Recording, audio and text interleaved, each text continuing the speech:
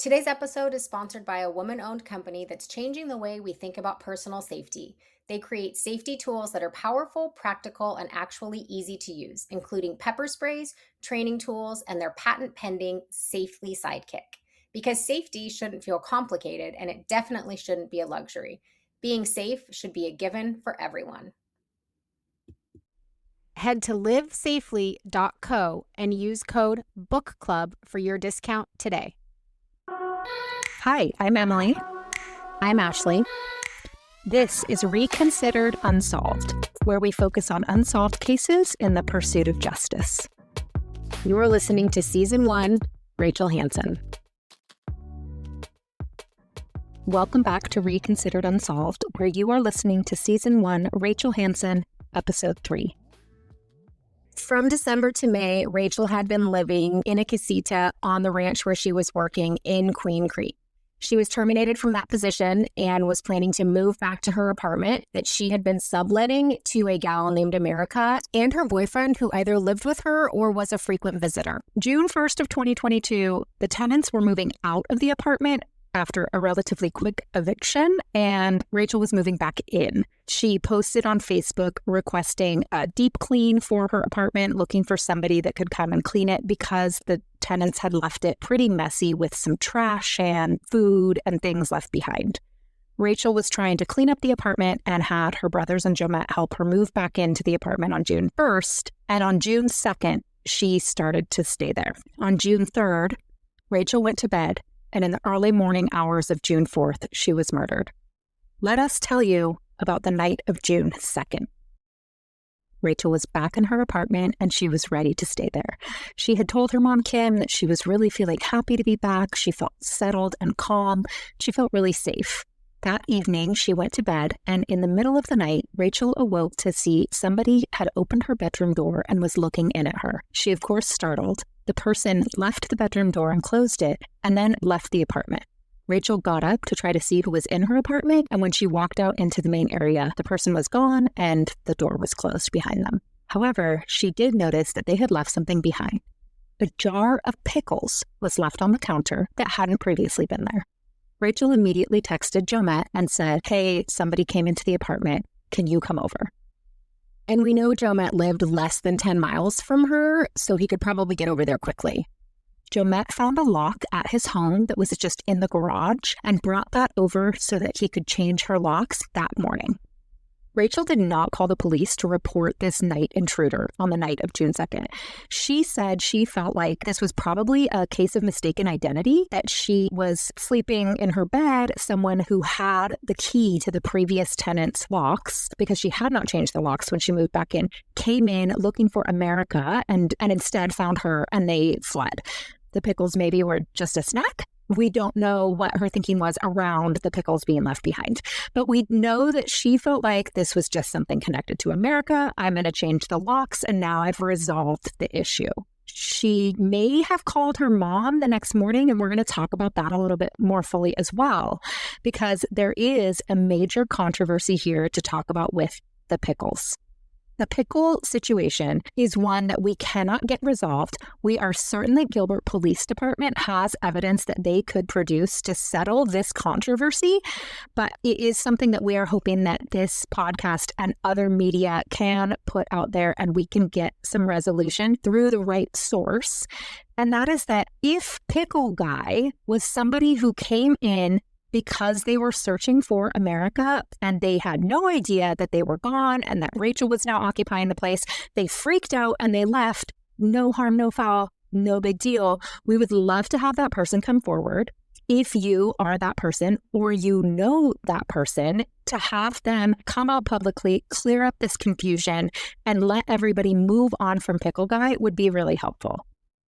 Because what we don't know is, was Pickle Guy independent and a total mistake and have nothing to do of the night of her death?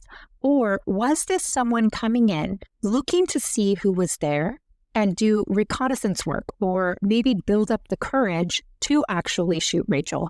And when they returned the next night, they carried out the crime. One of the questions I have is if you are Pickle Guy, the person who came into her apartment the night before, and you had nothing to do with her actual death, why wouldn't you come forward and say, hey, I went in the apartment, I thought America was still there, that was me, and I have nothing to do with what happened to Rachel? I know, you would hope that that would happen.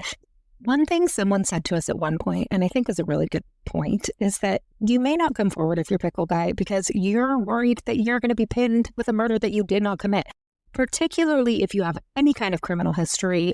And the reality is you might become the focus of the investigation if you were in the apartment the night before.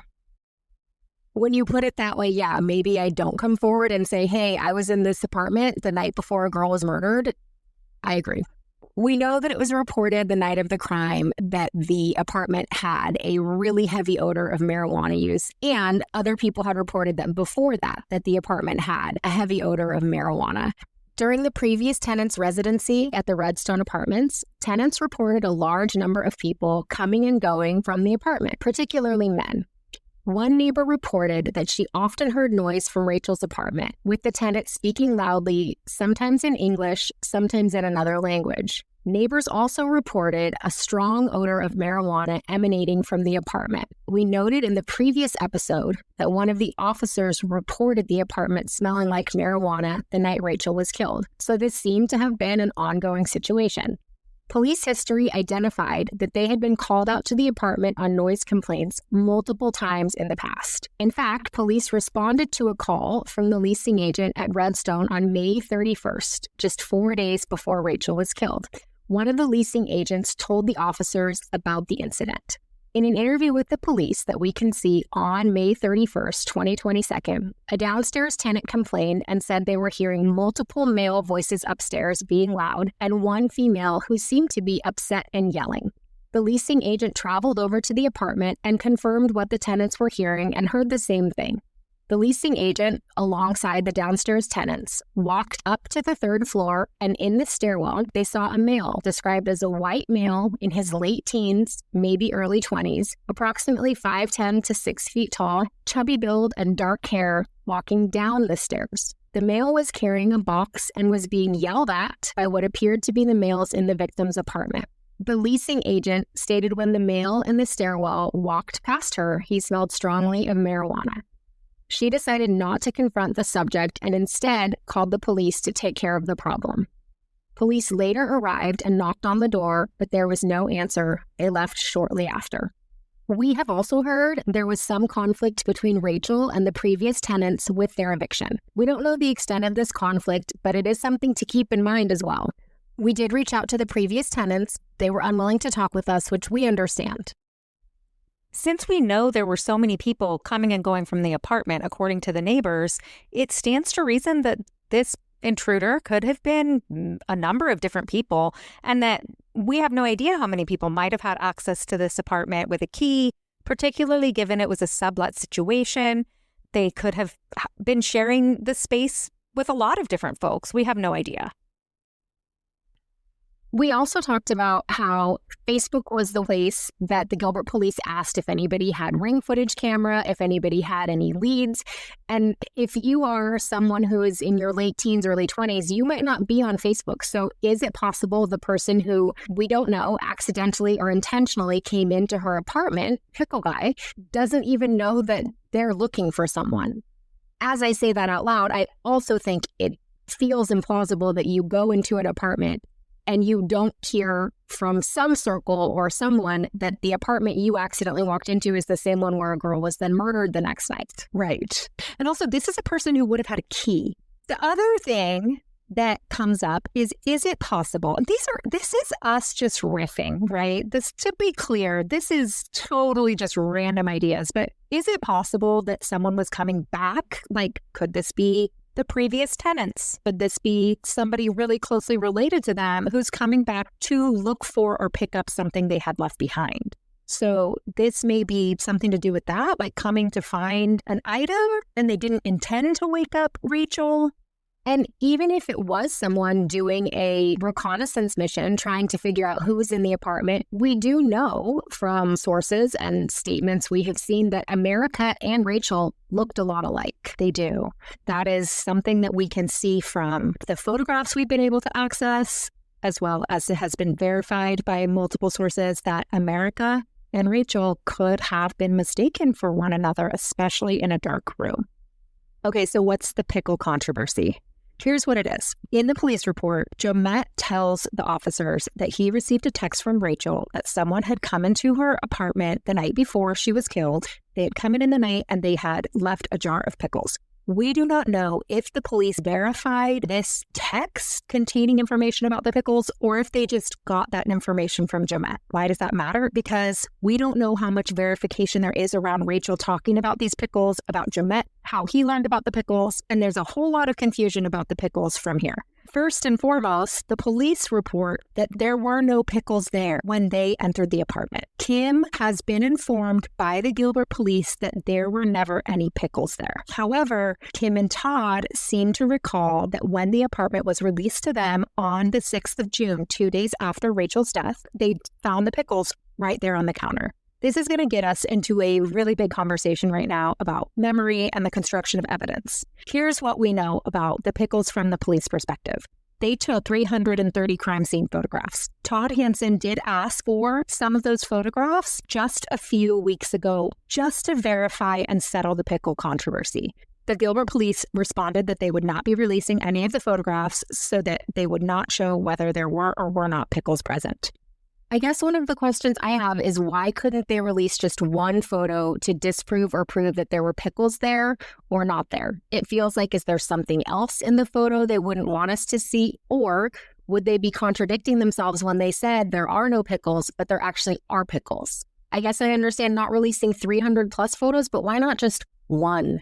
Yeah, I don't get it either. I feel like, too, if that would bring the parents some solace in this case, like, it feels a little bit cruel not to be willing to. But the other part is, like you said, maybe there's other evidence in every photo. Like, maybe there was something on the counter they're really trying to hold tight to the chest. And so any photos would have it. Right. And we know from years of just talking about different cases and having these conversations, and you have taught me that sometimes there are things that they hold close to the chest in investigations because it's something only the person who murdered her would know. Right. Like, I think potentially that there was more than one shot fired. That could be one of those things that they are holding back. Yes. But maybe also there was a single gunshot. We have no idea. But still, I just think there are things they are holding back. And they do this in every case. We talked about that, right? Do you remember in the JonBenet Ramsey case, there was a guy, Mark, whatever, who came forward 10 years ago. And he was like, I killed JonBenet. He was super weird. And everybody was like, it was like national news, like, JonBenet's killer has come forward. And guess what? The cops were like, nope, because you didn't know the thing that nobody knows. Right. So is there something in these pictures that's the thing that nobody knows so they can't release them? Crazy there's not like one piece of evidence they can supply, I guess. But yeah, maybe the pickles were next to or not next to whatever it is they really don't want out. Right. It's just hard because that night leads us to so many questions about the next night. And I feel like if we had questions about that night answered, it would make it easier to figure out what actually happened. For sure. Well, here is the evidence that we do have. In the highly redacted body cam footage, we do see an officer who is walking around speaking with another officer in the apartment. We have also triangulated that with another officer's body cam footage that is a third officer on site. So there's at least 3 officers present in the apartment at this time. The 2 officers whose body cam footage are showing this incident or this part of the incident arrived at 5:40 a.m. and 8:30 a.m. So we know it's sometime after 8:30 in the morning, but likely on June 4th. So in the hours after her death.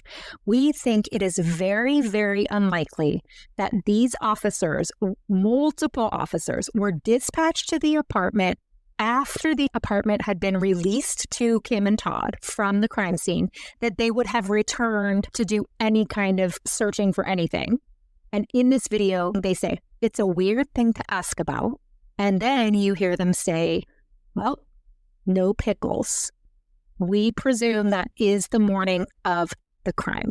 When we talked with Rachel's mom, Kim, she reported to us On the 6th, when the apartment was released to them, it had not been cleaned in any way, shape, or form. So she walked into as the crime scene had been left when Rachel was taken to the hospital. Kim reports when she walked in that she saw this jar of pickles on the counter. When you first walk into the apartment, there's the kitchen. You can see the countertop. She says that she grabbed the jar of pickles from the counter and put them into the fridge. They then continued to pick up items from around Rachel's apartment. And when they left, Kim reports that she took the pickles from her apartment back to her house. Kim remembers keeping the pickles at her house for a certain amount of time. And then, unfortunately, Kim reports throwing them away because she didn't want to hold on to that trauma anymore. And Kim also reports at the time that the apartment was released to them, they believed that everything that could be done with the jar of pickles had been done with the jar of pickles, so that throwing them away shouldn't have any huge implications in the future. So just to make it clear, we want to talk a little bit more about Kim and Todd and the pickles. When we spoke with Kim directly about the pickles in January 2026, she told us that she remembered the situation much the way we described earlier. Briefly, according to Kim, Rachel had called her and told her about the incident with the intruder the night before, including the strange detail about the pickles. However, in a YouTube interview from around a year ago, Kim and Todd described those events with a tad more uncertainty. They were speaking with Chris and Dr. Gary Bricotto on a show called The Interview Room, and during the conversation, both Kim and Todd characterized the time period surrounding Rachel's death and their return to the apartment as somewhat unclear. Kim described that time as foggy, explaining the events around those days have never been perfectly clear in her mind. When the host specifically asked about the pickles, Kim said, "I really feel like we had that conversation. It's kind of coming back to me a little bit." Todd also shared some of his recollection during that interview. He told the hosts that the first time he remembers becoming aware of the pickles was when he saw them in the apartment on June 6th, the day that they went back into the unit. Taken together, their comments suggest that while parts of the time period remain vivid, other details, like exactly when certain conversations happened, may have become a bit harder to pin down over time. I think this is a really important thing for us to talk about here. We tend to believe as humans that our memory is very infallible, that it is pure truth. I know what happened and I can be certain about it. And that's just not reality of how memory works at all. This is not to say that Kim and Todd don't have accurate memories in the least. But what it is to say is there is a possibility that with this pickle controversy, with this discrepancy between the police reporting there were no pickles, the body cam footage, them saying there were no pickles that day, and then Kim and Todd finding the pickles, that maybe some memory was modified in some way, that maybe they were at the apartment at a different time and there were pickles, that maybe the pickles were in the refrigerator and they created a memory about finding the pickles that day. We actually don't know. And here's the thing, that might sound crazy that they created a memory, but I'm just going to give you one example of how this can happen. First off, memory we know in trauma, particularly episodic memory, the memory for events, the type of memory that we have where we remember the autobiography of our lives, right? We remember what happened. That is disrupted in any kind of traumatic situation. We know Kim and Todd entering this apartment and viewing the blood and the materials that EMS left behind. This full crime scene that was just left for them was extraordinarily traumatic and is going to disrupt memory. We also know that memory can be created through repetition, questions, and suggestion. And this is not a complicated process. This actually can happen in really, really simple paradigms. If you're interested in knowing about false memory, the leading expert on this in the world is Dr. Elizabeth Loftus, and she has a TED Talk. She has lots of resources out there. I'll tell you about one of her studies in 1975. This is a really interesting one where she showed participants a car accident, and afterwards she asked them how fast was the car going when it bumped into the other car versus when it smashed into the other car, and there were other language items there. And the way that that question was asked actually impacted the speed that people estimated the car was going. So people estimated a car as going much faster when the word suggested that the car was going faster. So we know that simply the way that a police officer can ask a question can influence the way that we respond to it. And This is one of the biggest inherent issues with questioning. This is why police hold things so close to the chest too. And they don't want people being questioned by everybody because they will change the narrative and not intentionally, right? Because your perspective will get married to my perspective, and then my perspective becomes a blend of yours and mine versus actually just purely mine. That's why they hold the line here.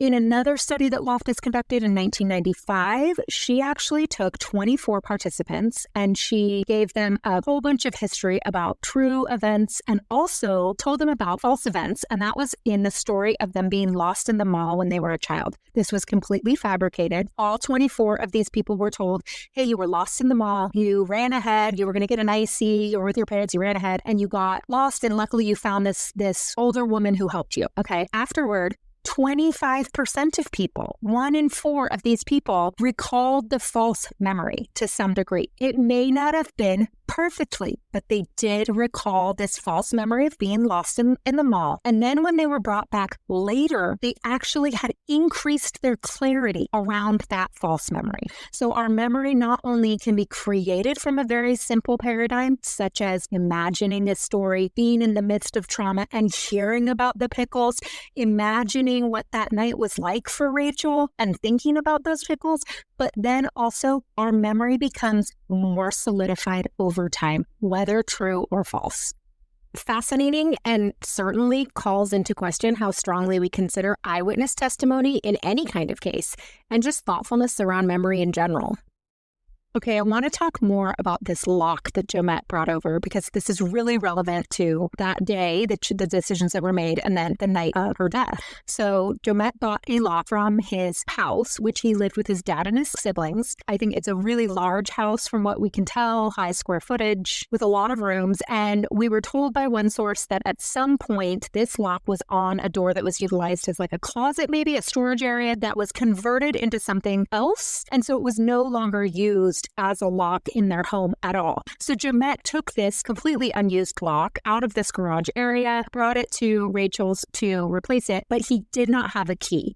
So what this means is that it's a lock that can only be engaged from inside. You cannot lock it or unlock it from outside of the door. So if you're going to lock it, you have to be inside of the apartment, which then leads us to questions like when Rachel wasn't at the apartment during the day, was the door just left unlocked? Totally. And we know that Jomette and Rachel were caught from a neighbor's camera that the police obtained leaving the apartment to go swimming that evening, as she had reported to her mom that they were doing the night of the crime, and then returning as well. So they certainly were gone from the apartment during that period. And we have to assume that the door was just left unlocked. So what this leads to is bigger questions about the night Rachel was killed. And was the door unlocked? Was the door locked? Because what we know from the police report is that there was no sign of forced entry. Yes. So according to multiple sources, the story that was told to police by Jomette is that night they hung out, they went swimming, they had dinner, they were hanging out. And then late at night, probably close to midnight, Jomette was leaving because he had an early landscaping job to do in the morning. And in Arizona, in June, it's really, really hot. So they often start at 4:30 in the morning, those kinds of hours. So he left to go home.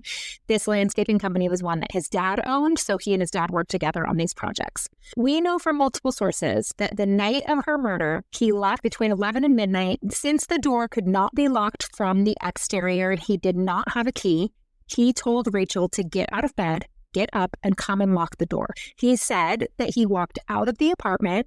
He didn't hear the lock engage, so he walked back in, went back to Rachel, woke her up again, and said, hey, get up, you need to lock the door. I guess he assumed that she would do so because then he left. Kim, Rachel's mom, assumes that she never did get up and lock that door.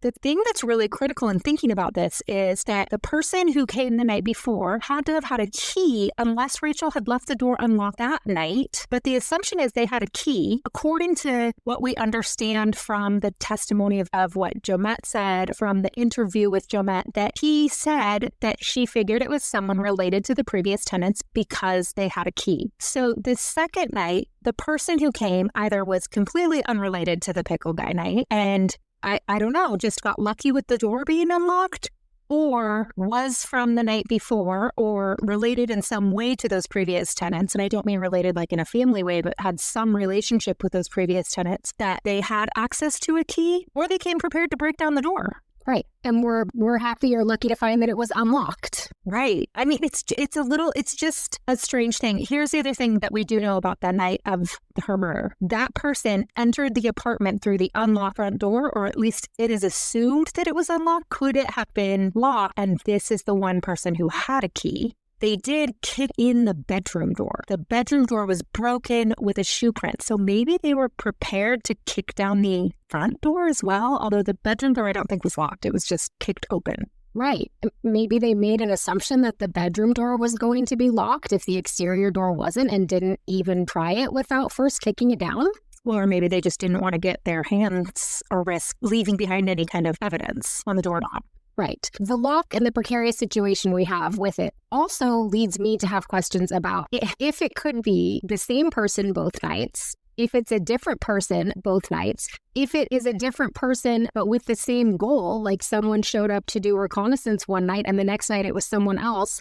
The fact that the first night someone potentially had access to a key and opened the door, and the next night the new lock was on but it was potentially unlocked, it just makes it very messy. Very messy and confusing. And how did they plan on getting in, and what was the intention? And if she had locked the door, would they just have been like, oh, well, I guess I'll go home? And it's so confused by the whole thing. Right. I mean, that's another question. Did the person who eventually, the intruder who came in and killed her, know that the door was unlocked? Or was it just locked? Right. Okay, here's the other thing is, Jomet took this lock from his home. A key did exist to this lock, but according to some of the sources we spoke to, it would have been something that hadn't been used for a very long time. So it would have been a key that they assumed probably wasn't really known where it was, or it was just with a bunch of other keys that were unused. That's not to say that somebody didn't know where it was. And it is a lock that could be locked and unlocked with a key. Yes. And I'm just going to deviate a tiny bit here, but this is just how I'm thinking about this whole thing. I get very upset and confused at this point of the whole conversation and story, because how in the world this 19-year-old woman moves back in? The next night, somebody keys in using the previous tenant's keys, but it's not somebody that Rachel reports knowing. She could have, and just have not wanted to say that, right? It could have been the previous tenants themselves who came in. It could have been somebody just that was super tight with them who had a key, who was coming to get something or coming to find them. And this was a whole big mistake. But then somebody comes the next night, the locks have been changed. You have to wonder if they aren't going to assume that if it was the same person. Right. And then they just happen to find it unlocked. Yeah, well, it doesn't seem plausible when you put it in that succession of steps. It's so confusing. So anyway, the lock is a critical piece of this just because it allowed for the door to remain unlocked. You know, there's something else interesting here, and this is not to be harsh towards Jomet, because I do think Jomet is a victim here. And I personally have no suspicion, Ashley, I don't think you do either, that Jomet is involved in this. I know the family doesn't think that. Of course, I'm never going to rule anything out. I'm not an investigator or an expert, but it doesn't appear to us that he is also high on a list of anything to do with any suspicion by the Gilbert Police Department, as far as we can tell. There was a different incident at one point with Rachel where Jomet, we were told by a source, Jomet went and got a rifle to have on hand just to protect Rachel from something. So we know Jomet was very protective of Rachel. They really must have been convinced that the pickle guy who came in, that this was an error and mistaken identity and whoopsie and was not at all a threat, for him to have left her there without verifying that the door was locked that next night. You and I have had this conversation a number of times because it's really easy to try to put yourself in someone else's shoes and think, how could you leave without being 1,000,000% certain that she locked that door? But also, we have both been teenagers or in our early 20s. And I think that we can't look past that. That's just a different time of life. It's a different space that your brain is in. And like you're saying, if they really did think the threat from the night before was no longer a threat, then maybe he just was like, okay, I'm going to go. It is midnight. I have to work at 4 a.m. I can't do this anymore. Like, lock the door, Rachel. And he just left, and not out of being upset or angry, but just out of being like, I'm going to go. Right. Agreed. I feel like we just don't know, too. Like, maybe she made a movement like she was going to get up. And so he really made that assumption. I'm sure he kicks himself far more than anyone else could kick him on this topic. And so that's not to point fingers. I'm just trying to get in their mindset around this. And I think it's really telling that if he left and the door remained unlocked, that they really didn't have any sense that this was coming. Okay, let's move on. There's another detail in the police report that raises some questions. In one of the heavily redacted case files, investigators interviewed someone who is described only as an investigative lead. From the documents that were shared with us, it appears this person was interviewed at least twice and was actually incarcerated during one of the interviews. During what is listed as the second interview with him, the individual was shown a series of photographs. According to the report, the interviewee said that they recognized someone in the photos. The name of that person has been redacted in the version of the report we reviewed. The interviewee then stated that the person they identified was someone they had previously traded a redacted item to in exchange for 4 ounces of marijuana. From what we can find, 4 ounces of marijuana in 2022, when purchased from an individual, would have been anywhere between $800 to $1,200. And per the police report, there was a redacted item traded for this amount of marijuana. We want to clarify something for our listeners. People we will be discussing in this episode and future episodes were mentioned to us by sources as people who visited the apartment connected to this case. However, we do not know exactly how these individuals are connected to one another or to the events themselves. But we're sure going to try, aren't we, Ashley? We're going to tell you just how we think everybody's connected. We absolutely are. And what I can promise you is that we have crossed our T's and dotted our I's. When I say that, I mean we have spent hours pouring through background checks, criminal records that you can find online, social media profiles. We have talked with people by connecting with them through Facebook Messenger, finding people's phone numbers, and we have confirmed that a number of the people we are connecting are exactly who we say they are. In the words of one investigator, they said, "You're a pretty good cyber stalker, aren't you?" And we said, "Thank you."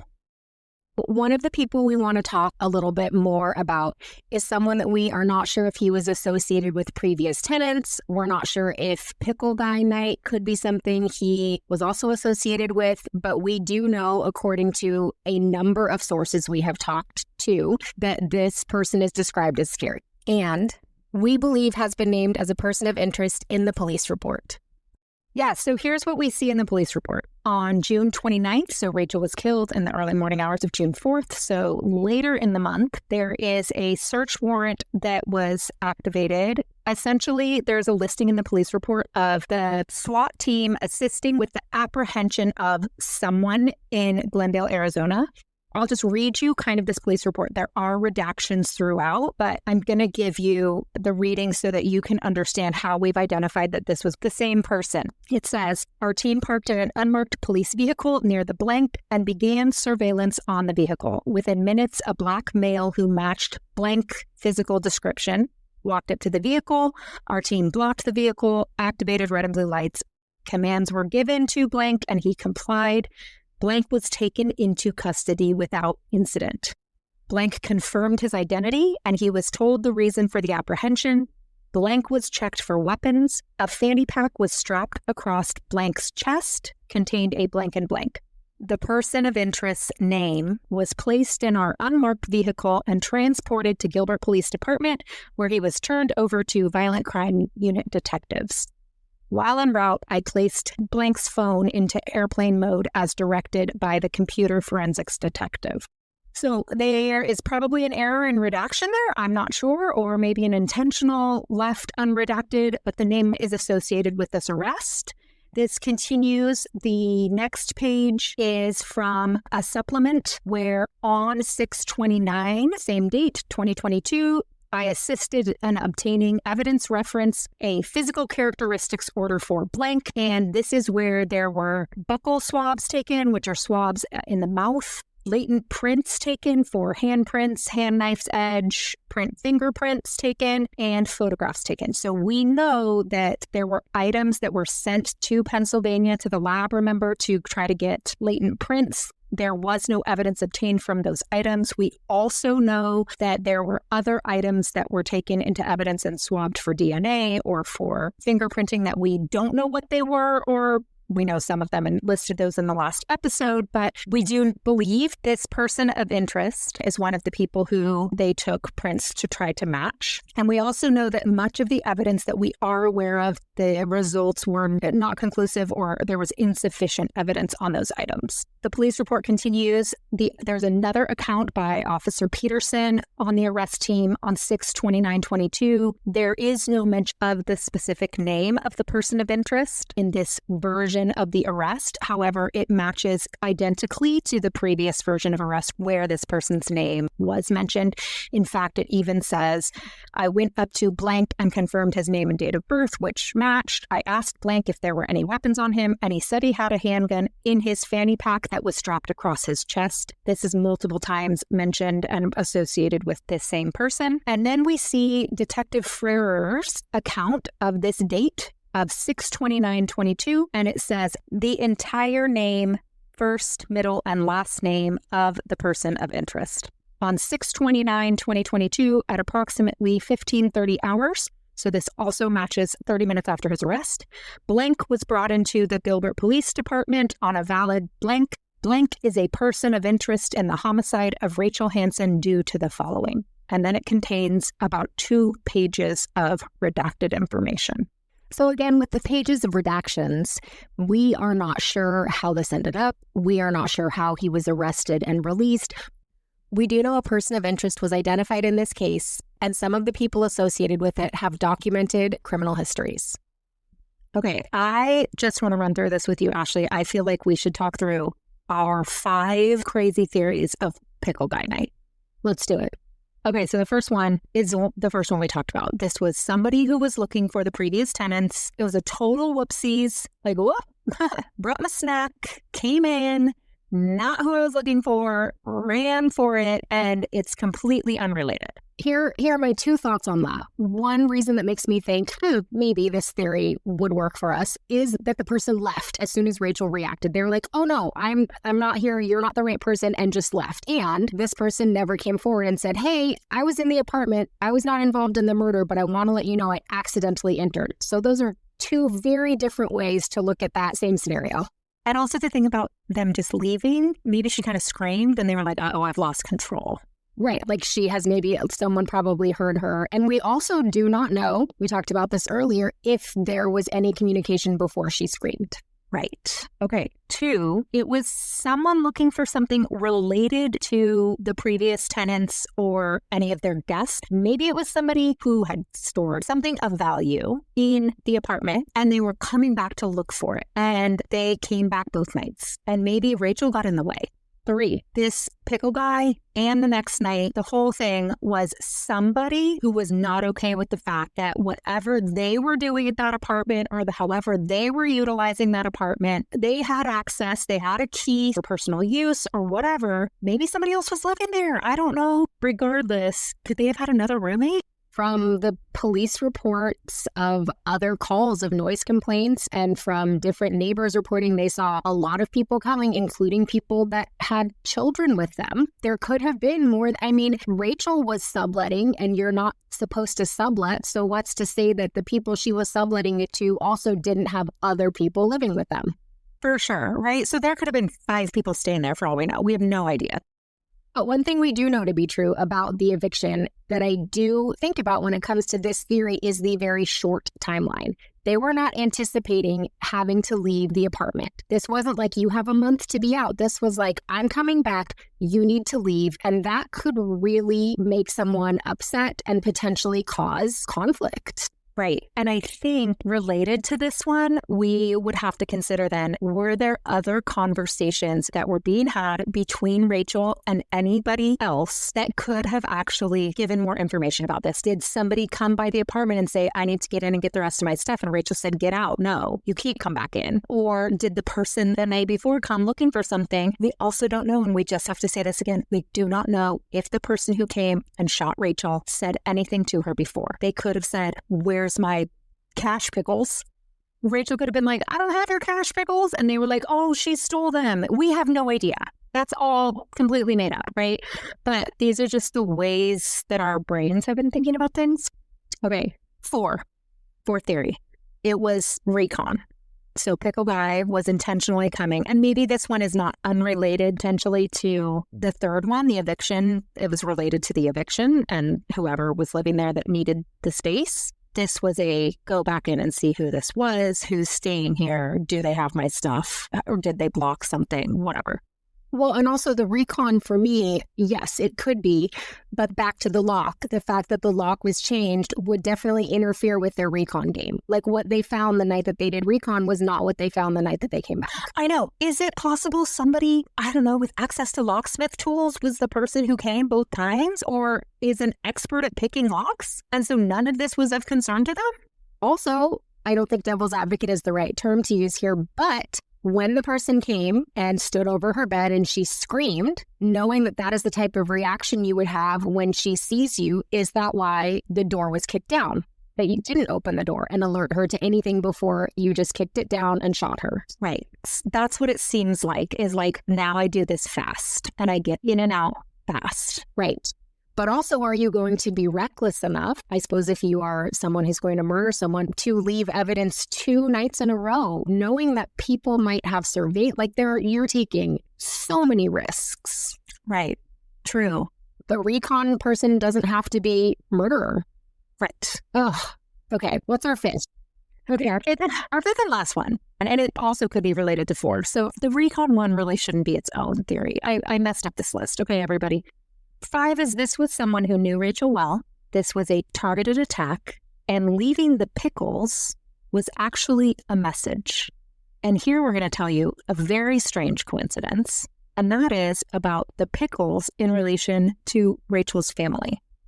We were told by Rachel's mom, and we have heard through other sources, that there was a family tradition around pickles, where whenever they were on a trip, like a vacation or something, Todd would say, okay, everybody, we're camping now, we're all packed up, it's time to leave, everybody come have a pickle. But Todd clarified that these were usually the spear kind, and the pickles that were left on the counter were kosher, whole dill pickles. This theory, or whatever we're calling it, has my mind spinning a million miles per hour because it feels like a coincidence, but it feels like a very weird coincidence. Exactly. It's so bizarre. The other part of this is we just talked about memory and how memory can be fallible. And I don't think the memory that Kim and Todd have of finding the pickles is probably wrong because they're so aware of the type of pickles that they found. But also, I'm not certain. And it's just the timeline that's confusing. It's the timeline around these pickles that is hard to reconcile, especially with the body cam footage of them saying, oh, no pickles. Right. Okay, thank you for hanging with us through this episode. We provided no clarity, I'm well aware, but we know you may have ideas and you may have thoughts around this or have seen information elsewhere that you want to share. So we are creating a Facebook group for Reconsidered Unsolved that you can find on Facebook. Search Reconsidered Unsolved. We'll also link it below in the show notes so that you can hop over, share your theories, and engage with the community who is listening to this. Next episode, we're going to present to you more of what was going on in Rachel's life in a completely different direction. And we're going to give you just as much information that is going to absolutely confuse you and make you very suspicious. Thank you for listening to this episode. Please take a moment to rate us, leave a review, and share this with anyone you know who loves crime. The more ears that we can get on Rachel's case, the more likely we are to reach the right person. Thanks for listening. Join us on Patreon at the Creepy Book Club to continue the conversation and for monthly bonus episodes. Also catch our other podcast, Books with Your Besties, where we talk all about thriller books. Thanks to our producers, editors, and research team, which is just us. Take care, Beth.